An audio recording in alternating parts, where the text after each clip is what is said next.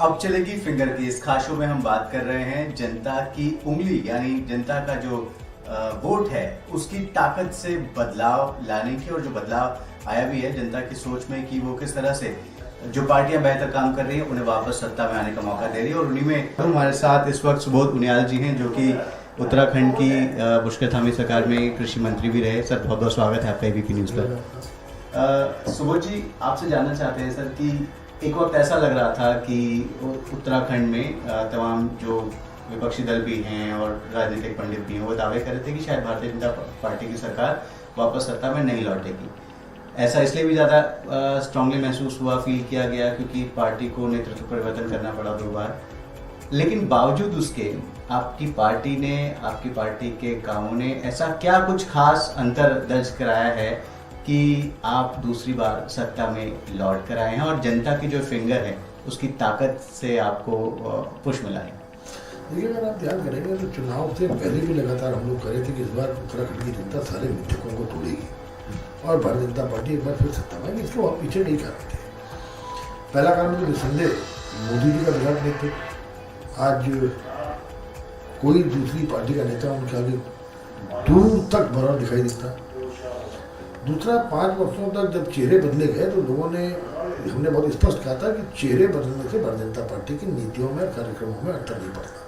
जनता ने जिस तरह से हम पर विश्वास किया और पहली बार राज्य निर्माण के बाद लगातार दूसरी सरकार बनाने का हमें अवसर दिया, इससे कहीं ना कहीं जनता के प्रति हमारी जवाबदेही बढ़ गई है और जनता की अपेक्षाओं को पूरा करना यह आज बहुत आवश्यक है।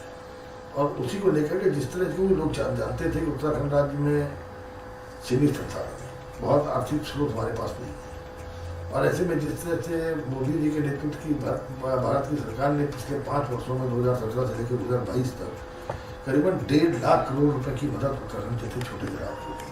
हमारा इंजन बहुत छोटा इंजन है, 5 हॉर्स पावर का, 5 MP हमारे राज्य में, 543 हॉर्स पावर का इंजन भारत सरकार का है। तो 543 हॉर्स पावर के इंजन के बिना ये 5 हॉर्स पावर का इंजन चल नहीं सकता। ये शिक्षित होने के कारण राज्य की जनता को ये महसूस किया।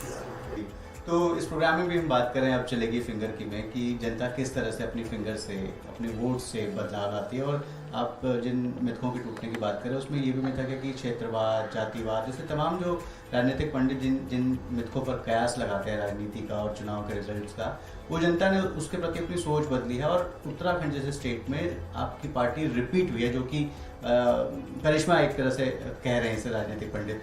तो इसके पीछे जो जनता ने अपनी सोच बदली है उस पर आपकी क्या राय है? देखिए, मैंने कहा आपसे कि मोदी जी का विराट नेतृत्व, राज्य के विकास की निरंतरता को बनाए रखने की एक भूख और लिटरेसी रेट का ज़्यादा होना। शिक्षित लोग हैं, उत्तराखंड का लिटरेसी रेट केरला के बाद दूसरे नंबर पर है।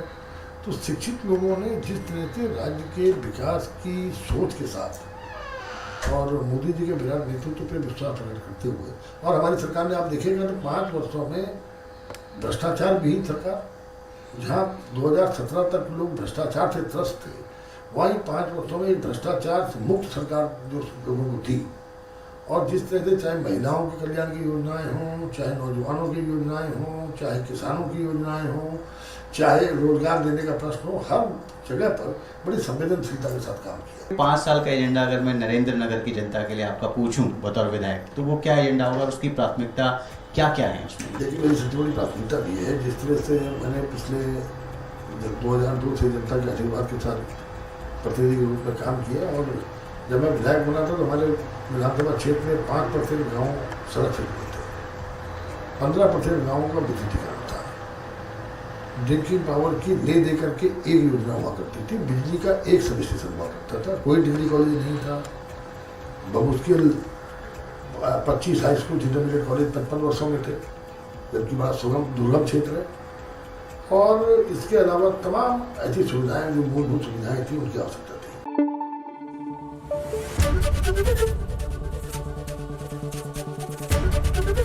एबीपी न्यूज आपको रखे आगे।